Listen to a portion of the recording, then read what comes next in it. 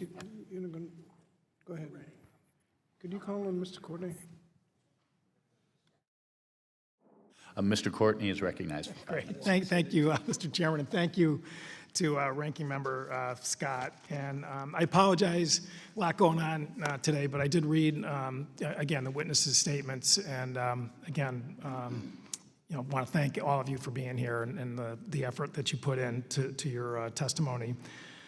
Ms. Mann, in particular, I found your testimony to be actually quite powerful in terms of just telling your story. As a former public defender, I sort of identify a little bit, at least with the mission of legal aid, and you obviously are very passionate about your clients in terms of trying to, advocate for fairness and justice, in the system, and that's not for the faint of heart. I can personally attest to that, and obviously you also, described your sort of foundational feelings about unions a little bit, and I guess the one question I just really wanted to ask you was that, after reading your testimony, and there are some really important issues that everybody's raised in their testimony, but there's obviously also another sort of agenda here, which is to pass a national right-to-work law.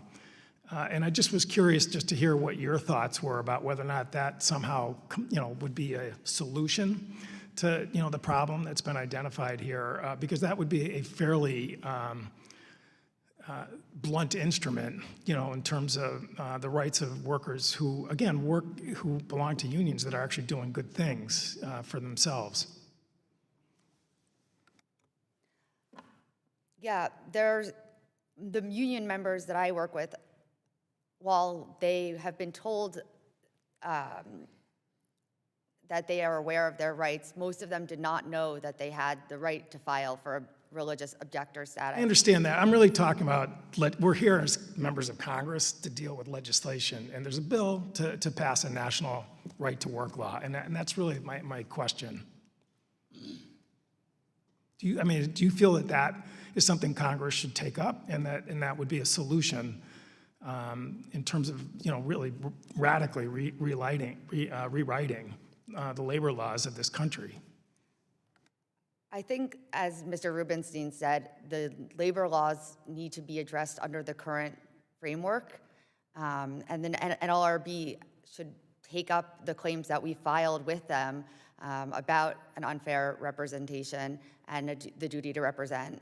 Thank you. So right to work, is really just, as I said, it's a far blunter sort of instrument in terms of addressing this issue. And I certainly agree with you about, having the NLRB act swiftly. It did not help matters that the president, almost the day after he was inaugurated, basically fired a member, and they don't have a functioning quorum. So that, the goal of actually having timeliness in terms of taking up issues has been paralyzed by this administration. Dr. McCartan, as some of my colleagues know, I kind of always track the Gallup poll in terms of American public opinion regarding labor unions. They've been asking this question since the 1930s. Actually, a few days ago, they did their 2025 update. And again, it was a 68% approval rating. It's 8 straight years now that it's exceeded 60%. And I've been around long enough in this committee to remember when it was much lower than that. And I was wondering if you just sort of comment in terms of, particularly at a time when we're watching healthcare get cut through H.R. 1, the exchange premiums are about to be devastated, and rates are going to skyrocket. Literally within days, we're going to get those numbers. In terms of just what's driving that popularity because of the economic insecurity that working people feel in this country. The weakening of unions in general is one of the things that's contributing to growing inequality, to the impact, the adverse impact of the kind of cuts that you're talking about and what they will have. Fighting for a National Right to Work Act, as Mr. Taubman is calling for, is not going to solve the problem of anti-Semitism or improve the bargaining power of workers. It's really a non sequitur when it comes to the question that we're considering here today as well.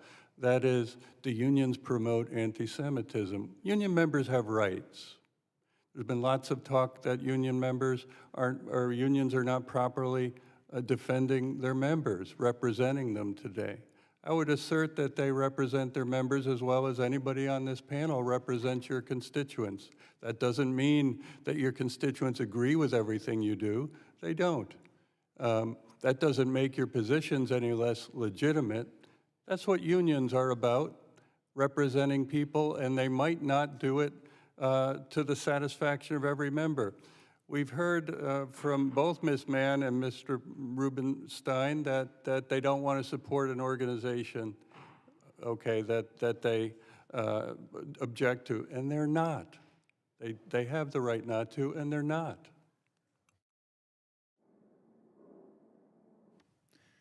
Time has expired.